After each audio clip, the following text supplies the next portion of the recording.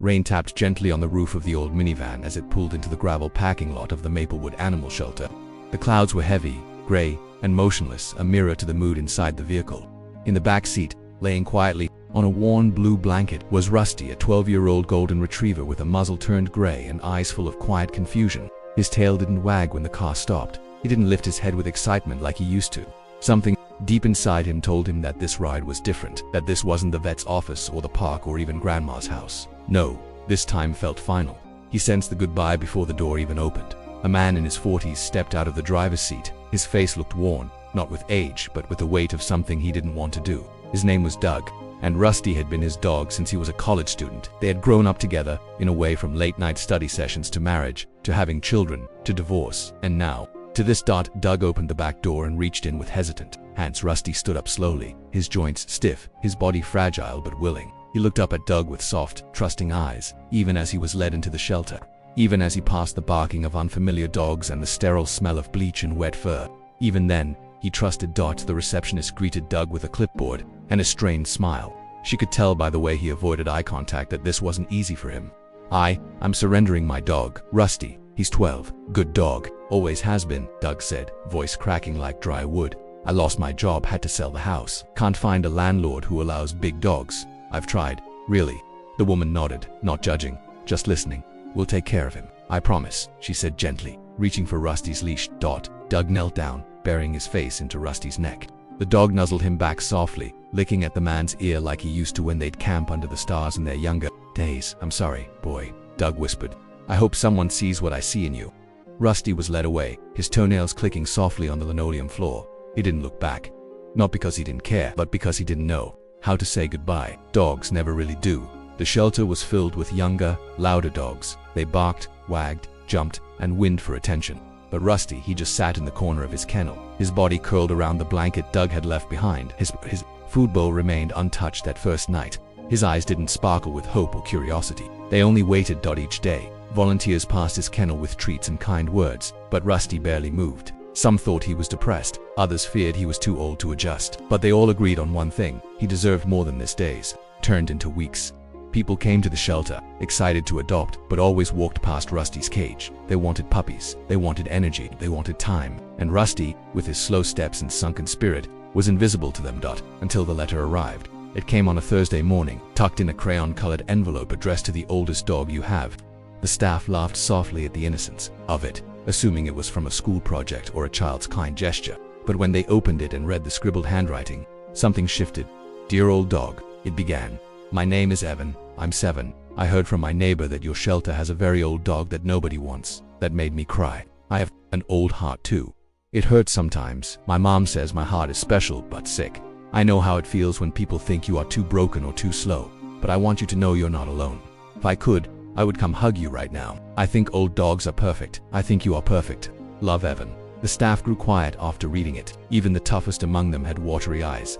One of the volunteers, a kind woman named Marla, took the letter and slipped it into a clear sheet protector. She taped it right to Rusty's kennel gate, just above eye level. Visitors started stopping to read it that night. Rusty stood up from his corner for the first time without prompting. He sniffed the letter, nuzzled it, and then, as if something inside him was lit again, he laid back down, but this time facing the gate, watching the people who passed by.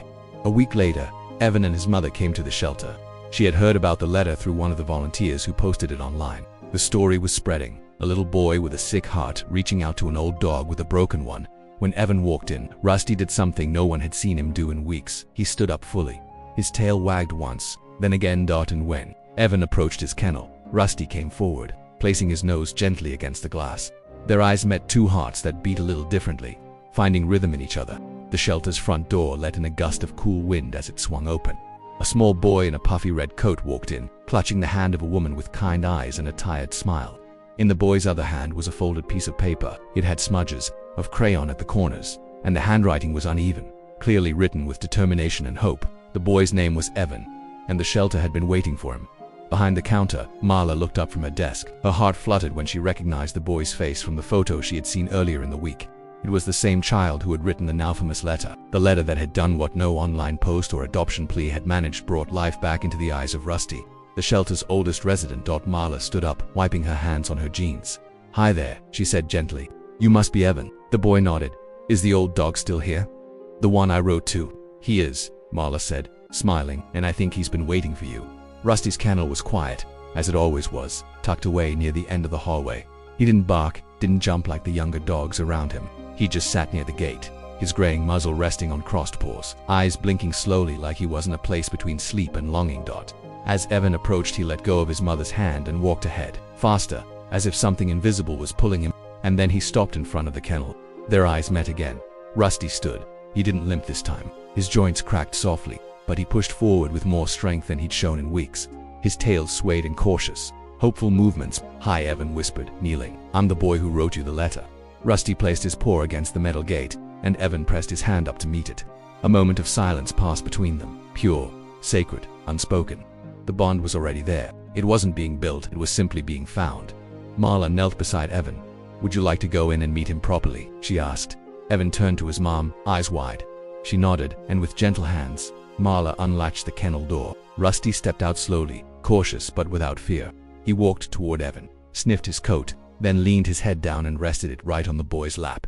Evan didn't say a word. He just smiled, his eyes shimmering. He wrapped his arms around Rusty's neck, holding him with a tenderness that only children who've known pain can offer. Rusty didn't flinch, didn't move. He stayed like that, as if he'd finally found what he had been searching for since the day he was left behind. The shelter workers watched from a distance. A few wiped away tears. Even the toughest among them, the ones who'd seen years of surrenders and losses, knew they were witnessing something extraordinary. Evan's mom knelt beside him, running a gentle hand over Rusty's back. "He's beautiful," she whispered. "He's perfect," Evan said, his voice soft but certain. They stayed like that for a while, a boy and a dog, both with their own quiet struggles, just holding each other. Eventually, Marla broke the silence. "Would you like to take him outside? Maybe go for a short walk?" Evan looked up, his eyes lighting up. "Can we?" "Of course," Marla said, handing over a leash. They walked slowly through the shelter courtyard, Rusty's pace steady and calm. Evan held the leash with both hands, like he was guiding royalty. The sun peeked out from behind the clouds for the first time all day, casting warm light on them as they strolled together. Evan spoke softly as they walked. "I've been in the hospital a lot this year," he said, more to Rusty than to anyone else. "My heart is tired, but I'm okay. My mom says I'm a fighter." Rusty glanced up, his ears flicking gently. He leaned his body a little closer to the boy as they walked, as if understanding what Evan meant. "I used to be scared a lot," Evan continued. "Scared I wouldn't get to do normal kid stuff. But now I'm not so scared." Rusty stopped and looked at him. Just looked deeply, quietly. "I think you're not scared anymore either," Evan said, rubbing behind Rusty's ear back inside the shelter. Evan's mom pulled Marla aside. "I can't adopt him," she said regretfully. "I wish I could. But with Evan's treatments and our bills." Marla nodded. "I understand, but maybe we can visit him," she asked. "Would that be allowed?" "We'll make it work," Marla promised. And they did. Evan visited Rusty every week, sometimes twice. They'd sit in the grass outside the shelter, Evan reading books or drawing pictures while Rusty laid beside him. Other times they'd walk the short trail behind the shelter or sit together in the quiet playroom, just being. Rusty changed. He began eating more, walking with more strength. He started wagging his tail when he heard the doorbell that rang every time someone entered the shelter. And he slept curled up on the blanket Evan had brought him, with a drawing of a stick figure boy and a floppy-eared dog taped on the wall beside his bed. But even with all the love, Rusty still hadn't found a home. The shelter did their best. They shared the story online of a sick boy who wrote a letter to an old dog, and how that letter saved him. The post was shared thousands of times. People cried. People sent donations. But no one stepped up to adopt Rusty, not yet. Then, one afternoon, Evan came in with something different in his hands. It wasn't a letter or a drawing. It was a piggy bank shaped like a puppy, with faded paint and a crack near the ear. He placed it on the counter in front of Marla. "I want to adopt Rusty," he said. "This is all my savings. Can we take him home, please?" Marla opened her mouth, but the words caught in her throat. Behind her, Rusty was standing by the kennel gate, watching. The shelter fell into a hush as Evan placed the piggy bank on the counter, his small hands slightly trembling with the weight of hope. His mother, who had followed quietly behind, looked down at him with a mix of heartbreak and pride. Marla didn't speak right away. She just stared at the ceramic puppy, paint-chipped. The name Evan scratched into the belly with something sharp and childlike. It was clear, this piggy bank wasn't just full of coins, it was full of love. "I saved everything," Evan whispered. "Birthday money, my tooth fairy coins. Even when Grandma gave me $5 for getting better in the hospital, I saved it all. It's not a lot, but I want Rusty to come home. He deserves a home, not a cage." Marla knelt down to his eye level, her throat tightened. She glanced behind her toward Rusty's kennel. He was standing, his old body leaning gently against the bars, watching the boy with the kind of alertness that only came from knowing something big was happening. His tail wagged slowly, like a flicker of faith being reignited. "You really love him, don't you?" Marla asked. Evan nodded quickly. "He makes my heart feel less tired." There it was, the truth in its purest form. Evan's mother leaned forward, gently placing her hand on her son's shoulder. "Sweetheart, we talked about this, remember? We can't take Rusty home. Not yet, not with everything going on." Evan turned to her, his eyes large and pleading. "But what if Rusty doesn't have more time? What if he thinks I don't want him anymore?" Those words cracked something inside Marla. She looked at the mother, her voice soft. "How about this?" she began. "Let's take Rusty on a trial. Visit just a few days, see how things go. No pressure, no fees, just time together." The mother hesitated. "Are you sure?" Marla nodded. "Rusty's not getting younger. And clearly he's already found his boy." That night, Rusty walked out of the shelter for the first time in nearly 2 months. The cold air hit his face like a memory, the scent of pine and pavement, the sound of rustling leaves, it all brought something back. He walked beside Evan proudly, head held higher, steps more assured. Evan didn't let go of the leash once at home. Rusty explored slowly. The apartment was small, a modest space with well-loved furniture and the smell of home-cooked meals and the air. There were no stairs to climb, just soft carpets and a dog bed placed carefully next to Evan's own bed, as if it had always belonged there. Evan sat down on the floor as Rusty sniffed around. "This is your home now," he said confidently. "We don't have a yard, but there's a park nearby, and I'll share my snacks. And my bed, if you get scared at night." Rusty stopped in front of Evan and let out a low, almost whispered, bark. Then, slowly, he lowered himself onto the carpet and rested his head in Evan's lap. It was as if he was saying thank you the only way he knew how. Evan looked up at his mom. "He chose me," he said. She smiled gently, tears welling in her eyes. "Yes, sweetheart, he really did." Over the next few days, Rusty transformed. He still moved slowly, and his hips ached during colder mornings, but there was life in his eyes now. He followed Evan everywhere, into the bathroom while he brushed his teeth, into the kitchen when he poured cereal, and curled up by his feet when he read books aloud before bed. One night, Evan had a nightmare. He cried out softly in his sleep, whimpering the way children do when fear sneaks in and tries to steal their peace. Before his mom could reach the room, Rusty was already there. He nudged the door open with his nose and climbed onto the bed with great effort. He laid down next to Evan, his warm body pressed close, his head gently resting on the boy's chest. Evan's breathing slowed. His tiny hand reached out in his sleep and found Rusty's fur. He calmed. The next morning, Evan told his mom, "Rusty keeps the bad dreams away." She ran her fingers through Rusty's fur and whispered, "Maybe you do the same for him." But reality always has a way of reminding us that happy moments can be fragile. A few days later, Rusty began coughing. It was subtle at first, a soft wheeze that passed quickly, but then he stopped eating. His water bowl remained full, and he slept too much. Not the peaceful sleep of a dog at home, but the heavy kind, the kind that hinted at something deeper. Took him to the vet. Evan sat in the waiting room, hugging his letter now wrinkled and folded over and over again close to his chest. When the vet came out, her expression was tender but serious. She knelt beside Evan. "Rusty is very old," she said, "and his body is tired. He has something called congestive heart failure. It means his heart isn't as strong as it used to be. We can give him medicine to help, but there's no cure." Evan didn't cry right away. He just nodded silently, like he understood. "Will he die?" he asked softly. The vet hesitated. "Not today, and maybe not tomorrow, but soon we'll help make sure he's not in pain. But what he needs most right now is love." Evan turned to Rusty, who was laying on the floor beside the bench, breathing heavily. He kneeled and kissed the top of his head. "I'll love him every day," Evan whispered, "even after he's gone." The vet placed her hand gently on his shoulder. "Then he's the luckiest dog in the world." That night, back at home, Evan made a new letter. This time it was written in green crayon, his favorite color. "Dear Rusty," it read, "if you ever go to heaven, can you wait for me at the gate? I don't know what heaven looks like, but I hope it has peanut butter treats and warm blankets and a big field to run in. I'll miss you when you go, but I'm not scared anymore because you showed me what love is." He folded the letter and slid it into Rusty's bed, right under the blanket. Rusty opened one eye, nudged the blanket with his nose, and sighed. A long, deep, peaceful sigh. Evan crawled into bed beside him, holding him like a pillow in that small apartment. As the city lights flickered outside the window and a boy slept next to his best friend, love filled every corner. The kind of love that doesn't care how long it lasts, only that it was real. The days that followed moved like warm candlelights, low flickering, tender. Each morning, Evan woke up with Rusty curled at the foot of his bed, his breathing slow but steady. He'd lean forward, stroke Rusty's ears, and whisper, "You're still here, thank you." And Rusty, with his aging bones and dimming eyes, always answered with the soft thump of a wagging tail. It wasn't a fast wag like younger dogs. No, Rusty's tail moved like a whisper of love, gentle, grateful. Knowing Evan and his mom adjusted their lives around Rusty's rhythms. Walks became shorter but more meaningful. Evan would stop and kneel beside Rusty every few feet, offering words of encouragement or just a rub behind the ear. Sometimes they didn't walk at all. They just sat on the porch together in the sunlight, Evan with his coloring book and Rusty resting his head on the boy's bare foot, as if feeling his heart beat through skin. One morning, Evan asked his mom, "Do you think Rusty knows he's dying?" She looked up from the kitchen counter where she was packing Evan's lunch, her hands paused. "I think he knows he's loved," she answered after a moment. "And that's what matters." Evan thought about that as he knelt beside Rusty's bed.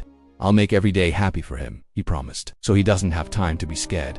They began making Rusty days a new tradition. Each one celebrated a small joy. Tuesday became peanut butter day, when Rusty got a special treat filled with his favorite creamy snack. Thursday was park day, even if they only sat on a bench under a tree and watched the breeze dance through the grass. And Sundays were story days, when Evan read aloud to Rusty from picture books or made up tales about a brave old dog who saved the world with nothing but his kindness. The shelter staff started checking in regularly. Marla dropped by with senior dog supplements and soft chew toys. One afternoon, she sat beside Evan on the porch and asked, "Do you still want to make it official?" Evan blinked. "Official." She pulled out a folder. "Adoption papers. I spoke with your mom. There's no fee. Rusty's yours forever." Evan looked down at Rusty, who was resting in a patch of sunlight. "Forever sounds good," he said. They signed the papers that day. Evan used his favorite green crayon. As time went on, Rusty's body continued to weaken. His breathing grew heavier.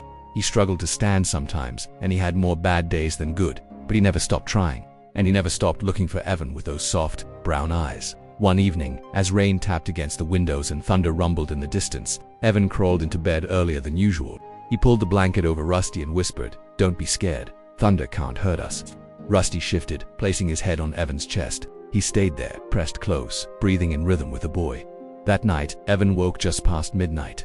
He didn't know why, just that something felt still. Too still. Rusty wasn't moving. Evan sat up and called softly, "Rusty." No response. He placed his hand gently on Rusty's side. There was no rise, no fall. The world didn't crash or crumble in that moment. It just slowed down. Time moved like syrup. Evan sat there, his hand on Rusty's fur, waiting for something that wouldn't come. Then he crawled closer, rested his forehead on Rusty's back, and cried without making a sound. His mum found him like that a few minutes later. She knelt beside him, pulled them both into her arms and whispered, "He knew he was safe. He waited to go when you were holding him. That's how much he loved you." They sat in silence for a long time, just holding each other, just holding Rusty. The next morning, the world felt wrong without Rusty. The apartment was too quiet, the dog bed too still. The leash hung untouched on the hook near the door. Evan wandered from room to room, not knowing where to be. Everywhere he looked reminded him of Rusty's presence and now his absence, but when he opened the closet to grab his jacket, a folded piece of paper fluttered to the ground.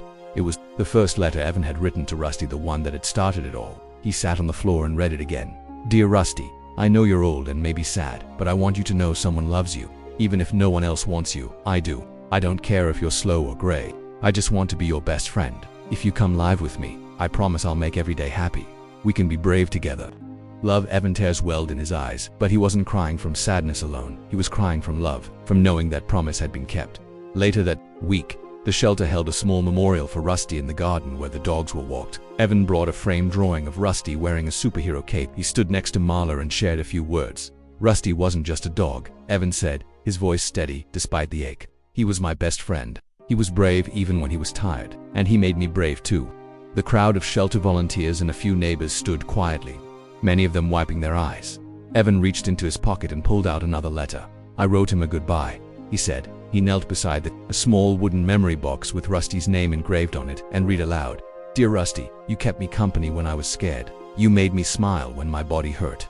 You let me cry into your fur, and you never walked away. Thank you for choosing me. I'll look for you in my dreams, and someday, I hope we'll meet again. Love always." Evan he placed the letter into the box and closed it gently. As they left the garden, Evan held his mom's hand. "Do you think Rusty is okay now?" "I do," she said softly. "I think he's somewhere with green grass and soft clouds, and he's waiting for you." Evan looked up at the sky, where the clouds were breaking and sunlight streamed through like golden rivers. He smiled, still sad, but with a quiet peace blooming in his heart. "I think I'll write him one more letter tomorrow," he said, and he would. Because when a love that pure finds you, it doesn't end with goodbye. It lives on in every memory, every dream, every story. The seasons slowly began to change. Rusty's leash still hung in the hallway, untouched but not forgotten. His food bowl remained on the kitchen floor, not because Evan's mom hadn't cleaned, but because neither of them had the heart to put it away. Sometimes, Evan would still glance toward Rusty's favorite spot on the living room rug and smile faintly, half expecting to see that gentle, gray face gazing back at him. But it wasn't sadness that lingered in the air anymore. It was memory, gentle, soft, sacred. A week after the shelter's memorial, Evan began doing something new each morning before school. He would go to the tiny balcony attached to their apartment, carrying a notebook and his green crayon. He'd sit on a fold-out chair and write a short letter to Rusty, always dated, always signed with love. Sometimes he wrote about his day at school, or how he missed hearing Rusty's paws clicking against the tile floor. Other times he just drew a picture stick figures of him and Rusty, or a rainbow stretching across a blue sky with a dog in the clouds. His mom asked him once, "Why do you keep writing?" Evan shrugged, his eyes distant but full of something warm. "Because love doesn't stop just because someone is gone. Rusty still hears me," and maybe he did. At the shelter, Marla had noticed something remarkable.